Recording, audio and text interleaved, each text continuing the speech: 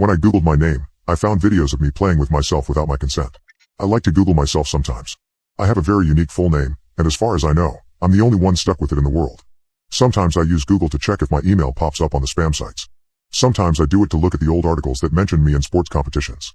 I know that's a little narcissistic, but I can't be the only one to do it. Sometimes it can be interesting to run a weird search and see what comes up. So, this morning was a slow one at work, and I decided to indulge this self-obsessed habit for the umpteenth time. I threw the quotation marks around my name and hit enter. The results included the usual social media. My LinkedIn and Facebook pages populated the first 2 slots.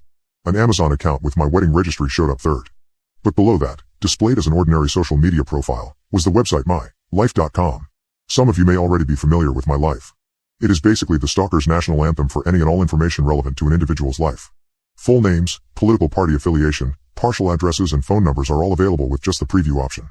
If you subscribe to their BS, they will even let you search court and arrest records, photos, family and friends, and so much more. It is a creepy, dark corner of the internet. But they recently added a new feature. Reviews and ratings. See for yourself. The reviews are actually integrated fairly often throughout My Life's website. It pops up at the top of my profile. And, surprisingly, I already had 1 review on the seemingly new feature. Here's what that looks like.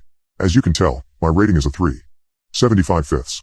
I'm not sure what annoyed me more, the fact that this creepy website allowed me to be reviewed by strangers on the internet, or that said stranger chose to give me anything less than a 5. And so I clicked the review. Now, if anyone reading along finds themselves in the same situation, I don't recommend this part. It took about 10 minutes for the website to query a bunch of sketchy-sounding databases, and at the end of it all, they still told me I had to pay to see something more. The mystery had already been built up for me. In my head, I had to see what was next, and so I clicked and gave them my credit card. I don't even remember what it costed. I'll find out soon enough. I had to pass through another 1,000 layers of BS to find my review. They tried to show me non-existent arrest records. Then they asked if I wanted to see my own phone number.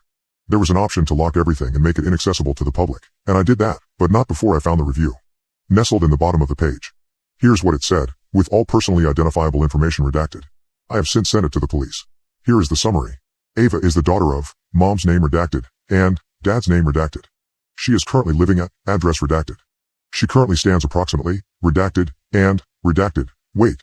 She attended college at, redacted, university where she double majored in, redacted study.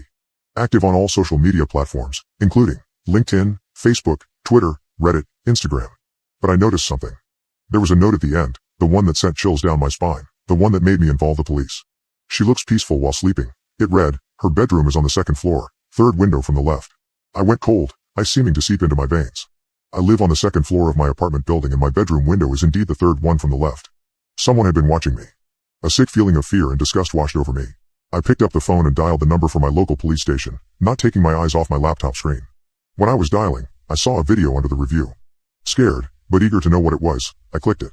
I don't think it could have been any worse. It was a video of me, lying in bed, doing it by myself. I was using a water bottle to do it. I started crying, panicking and waiting for the police to pick up. The information was just sitting there, freely available to anyone who looked for it. Once they answered, the police were attentive and took the matter seriously, promising to investigate the issue. I also contacted My Life, demanding that they take down my profile. I later found out more video links under my review, ones I hadn't dared click before, were a collection of short clips taken from what seemed to be across the street of my apartment. They showed me in the living room, me in my bedroom, me in the kitchen. Thankfully, all were taken through closed windows and from a considerable distance, not as bad as that one video. But, they were still creepy and violated my privacy in ways I never imagined. The police launched an investigation and managed to trace the IP address of the reviewer. It turned out to be a man in his late 40s who lived in the same building across the street from mine. He was charged with stalking, invasion of privacy, and harassment. I moved away from my old apartment to somewhere safer, made sure all my online footprints were as private as possible, and regularly checked on my digital presence. In retrospect, I wish I had taken my online privacy more seriously. I wish I hadn't clicked on that review, or better yet, I wish that review hadn't existed. But it did. It served as a wake-up call for me and hopefully, for anyone reading this, a reminder to guard your online presence zealously. In this digital age, you never know who's watching.